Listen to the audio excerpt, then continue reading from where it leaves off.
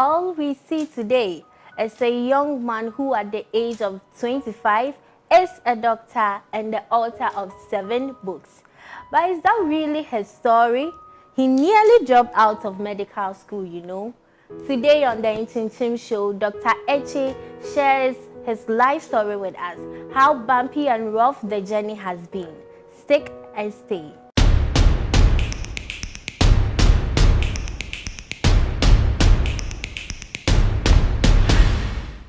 Welcome, Dr. Eche, and thank you for accepting to be on the show today. Thank you. All right, so we'll dive right into the conversation. When I read your profile, I realized that you come from a poor background. So let's pick it up from there. Coming from that side of life, how was it like growing up? Okay, so I was born into a family of 7. So I happen to be a twin. And that's why I'm called Eche. In the Ewe tribe, the Kakra is referred to as Eche, and then Penyi is Achu.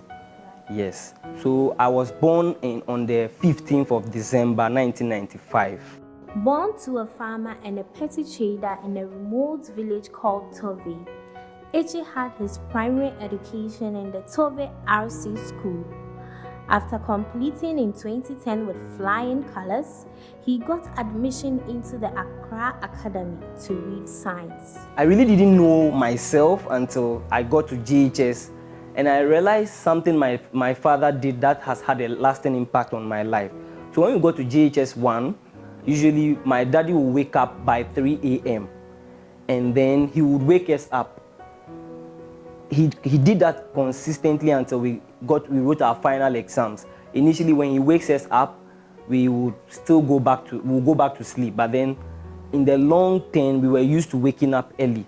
Knowing very well the situation of his family, young Matthias, while in GHS 3, wrote to his district assembly to seek for scholarship to fund his secondary education. I need a scholarship to go to my secondary school. That is the Accra Academy. So I remember very clearly some days before our BEC results were released, I went to the district myself and I met this woman. I spoke to him that I wanted to meet with the district chief executive. And she said, why do I want to see the district chief executive? Because it's unusual for a young boy of my age to come and wanting to see the district chief executive. So I explained to her that my parents are not well to do, but then I wrote my BC and I knew that I was going to do well and I need support to be able to go to school. And then she asked me to write a letter, which I did, added my BC results subsequently to it, and then I submitted. So entering SHS, we happened to be 2. My brother Matthew Edo Achu, he got St. Paul's secondary school in Denu in the Volta region, and I happened to get admission to the Accra Academy. Yeah, so obviously it was going to be very difficult, and then most likely one of us had to stay at home for the other to go.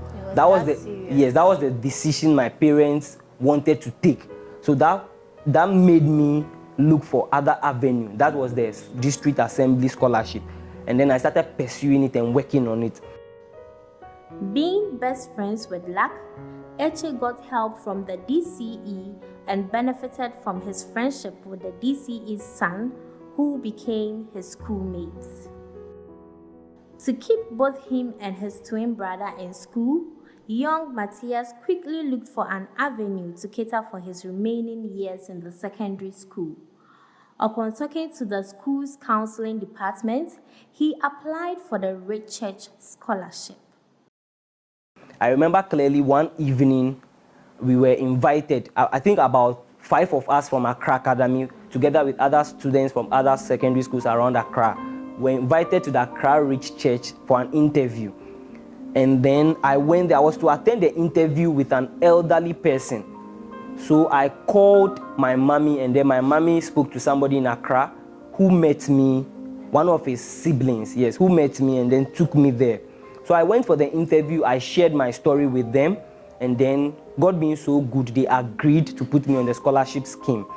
One Miss Idora Cranton became his benefactor and catered for him throughout SHS.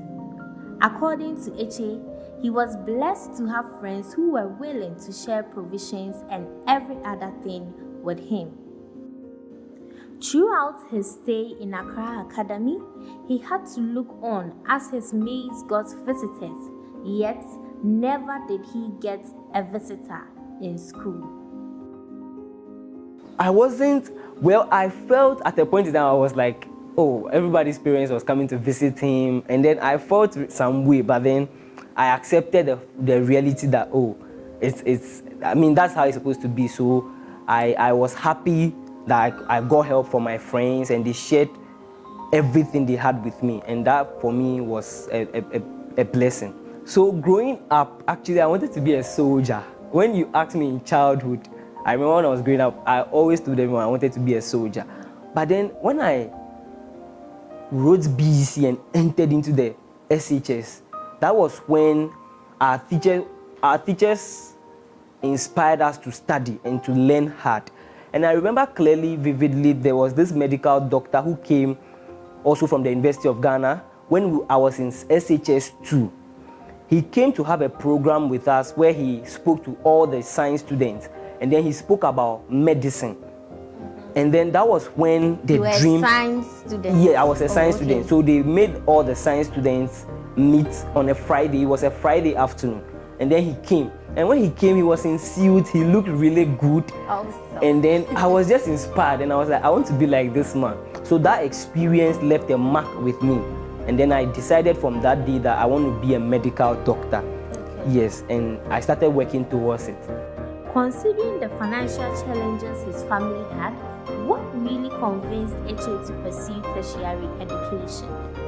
So for me, two things have kept me. And the first is, I believe the love of God for me. And then secondly, my parents.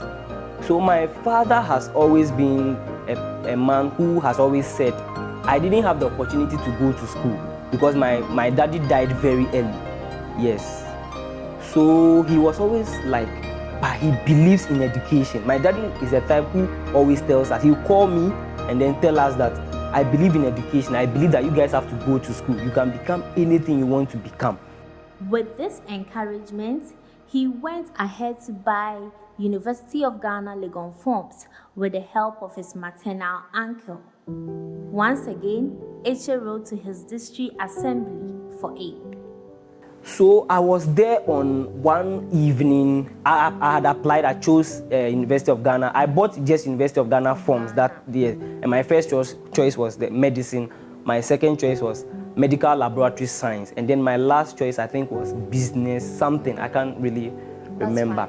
So I was walking by the roadside. I was just walking. And then I had a text message. You are to come for an entrance exams at College of Health Science, Kolebu, so and so date. And then I think it was the following week. So that very evening I came home, told my parents about it. They were excited, and I packed that very evening and I left home for Accra. Right. And when I came to Accra, there was this friend I met who is called Edem Theophilus. I met him in 2014. And fortunately for me, he lived in Ashama. Yeah, he lived around Ashama. So I called him that I need a place to stay because I have to write an exams and then subsequently go for an interview. He welcomed me into his home, and then I stayed there. He got me a suit, which I wore for the interview. Wow. Yeah. So I came for the exams. We came for the exams, and we were so many. You know how competitive medical school is. We were so many, so many. We sat for the exams. I wrote the exams. I really had faith that I was going to pass through. As brilliant as he is, he passed both exam and interview and received notice of his admission, whereas he had no guarantee of funds to pay for his fees. I told my parents that yes, I got the admission to study medicine. And then quickly, my chief, the chief of the town, who is called Togbi Anachi the Fifth. Okay. Fortunately for me, I'm from the royal family. Oh, yes. So my uncle, my paternal uncle, he's the king of the village. Actually, he saw me in town and then he just decided to question me. So what's up? what's the next? And then I told him about my results. Immediately I told him I had aggregate 7. He was just shocked because he had not heard it before. I mean, and then he was like, wow, we are going to help you. Then he was like, I should come and see him. I went to see him. I told him that I had admission to study medicine. So he started making phone calls, and that was how it all started. So my admission into the university was because of him, and I am really, really grateful for his life.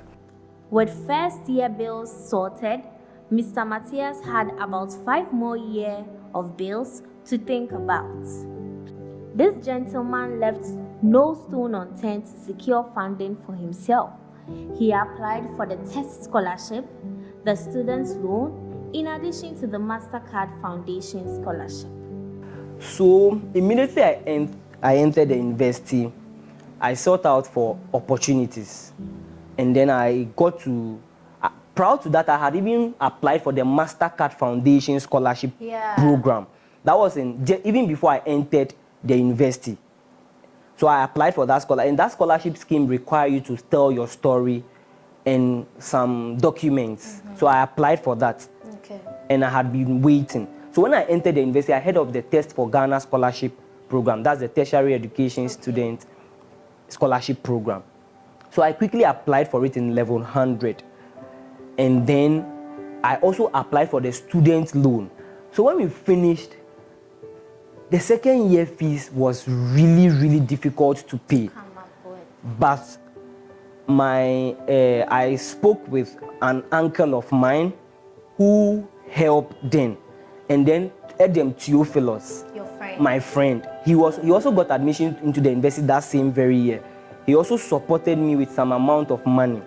But then the problem was with the hostel. With no money to pay for his hostel, Eche gave it out and began patching with a friend in the hostel. Yeah, I was with a friend for a while. And the fact that we have to be moving from Legon to Kolebu every day in level 200, that's the life of a medical student. You wake up by 4 a.m., sometimes at 3 to prepare. Then you have this bus ride from University of Ghana all the way to Kolebu and back. Very, very stressful. So it was very, very, very stressful starting from level 200. Yeah. But then by the time I got to second semester in level 200, the test for Ghana scholarship had went through. And then they had paid the fees into level 300. So they paid the fees into the level 300. So it wasn't a problem by the time I was going to level 300, my fees were fully catered for. After level 100, the MasterCard scholarship called him, but sadly he lost it because it was not transferable. I was very happy because I had heard about the scholarship program, and when I even discussed with some friends of mine, they were like, they don't think this is a scholarship opportunity because it was so. They cater for everything. They cater for everything. They give you monthly stipends. They give you a laptop. They feed you once a day. You have free accommodation. It's like a whole package. A whole package. So I was really, really, really excited about the scholarship package. So I prepared and went. I rushed back to home because I had to get some documents for the interview. And I remember when I went back and I was on my journey back, I got to Accra, Medina, and then I had forgotten a very vital document. So you had to go back. I had to go back that very night. I met a panel of about 6 people. And then I shared my story with them. And then at the tail end of the story, it looked positive. And then I told them that I've already had admission to the University of Ghana Medical School and I had done 1 year. So I don't know if it's possible to get the scholarship to run in the University of Ghana. And then they told me transfer the scholarship from KNUST to Legon. And they said it's not possible because the MasterCard Foundation scholarship program is housed in KNUST. The only recourse was to leave Legon and start schooling in KNUST. But it was a very tough decision to make because I had already started. I loved the Legon atmosphere. I loved the friends I had made from here already. I remember very well, I started this prayer meeting at the athletic oval. Yes, the athletic, just right here, just in front of the central cafeteria. And I had made so many friends who I was just thinking about losing these friends. So I deliberated on this, made several calls, spoke with my friends that I was going to leave and that I had a scholarship which caters for everything I would need. But at the end of the day, I just decided that no, I want to remain here. Yeah. So I didn't go for the opportunity. And yeah, my parents were... Test had paid for your third year. Yes, test had paid for the third year. Okay. Yes. So I had to just pay for the accommodation in Lagos. And I remember the accommodation was like 600 cedis then, which I paid for. I got the money to pay for the accommodation. I resided in Kolegono for the level 300 in my medical school. So I was able to raise the money and pay for the accommodation then. And then my feeding too, I was able to go through that. With no money for food and lack of tools to help him learn, H's situation took a toll on him in level 200 and started affecting his grades negatively.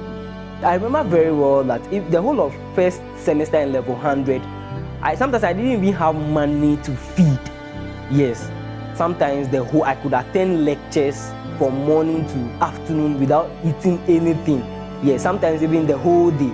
So it was very difficult to focus in class, pay attention in class, and it was difficult. And I have to wake up very early, prepare for school, go to school. There was no money, and it was very bad. So to be very honest, I wasn't able to focus and learn. Sometimes we'll be in class, my eyes will be wide open, but I'm not following. I'm not paying attention.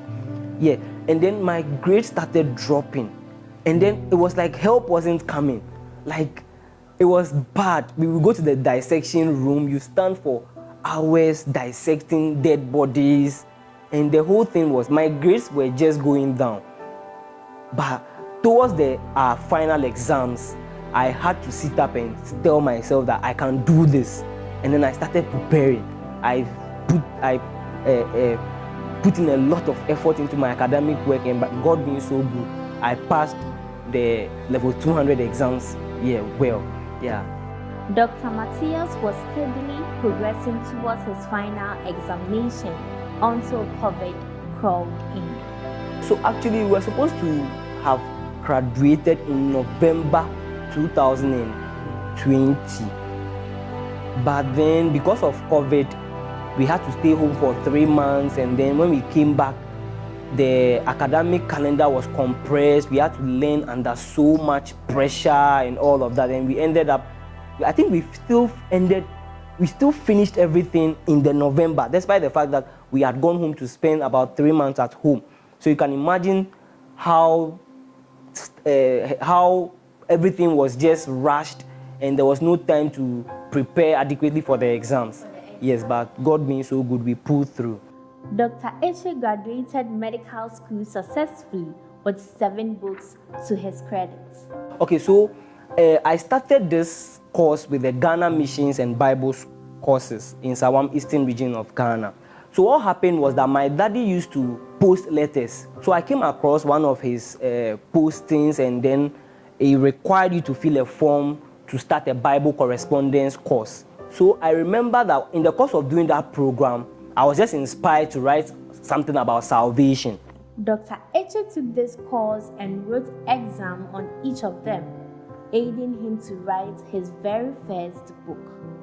And I remember vividly, when I wrote that book, I didn't get the money to be able to print copies and to do them. So I wrote a letter to the Ghana Missions and Bible Correspondence course. And fortunately for me, they decided to help me with the printing of the books. So through the Ghana Missions and Bible course, I got my first book printed and launched. Then subsequently, I started, anytime I'm idle, sometimes on the bus, anytime I'm alone, weekends in particular, I'll just go and sit somewhere, read, and I just try to read about life. I was just reading about anything. After compiling articles in his notebook for a year, Dr. Eche borrowed his friend's laptop to type them into the 7 books he has today. Okay, so when I finished in December 2020, there was this burden on my heart for my village where I come from, Tove, yes. So there was this burden to, it's a traditional community. People are worship idols and these things, yeah. So I decided to do a crusade program and then also do my book launch on a Saturday in Tove. I was actually supposed to have done the book launch in Accra, but then because of cost and all of that, I just decided to add the book launch to the crusade program. So that was the very first thing I did after school. So I did a 1-week crusade program at Tove, and God being so good, I was able to get the SHS students, the youth of the town. They came together, they supported, and it was a good program to the glory of God. And then the book launch too, it was an eye-opener to the youth, especially, who were my target. And they were inspired. So that was the very first thing I embarked on. Determined to inspire younger ones from his village, Dr. Eche organizes award events to motivate these students. Currently, Dr. Matthias Eche works at the Kolebu Teaching Hospital as a medical doctor.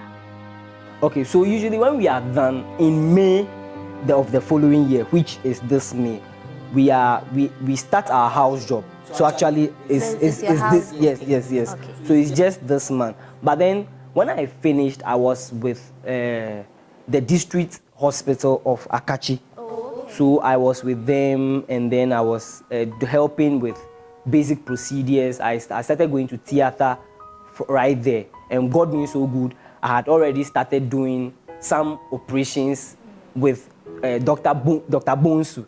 He is the current medical director at the Akachi District Hospital.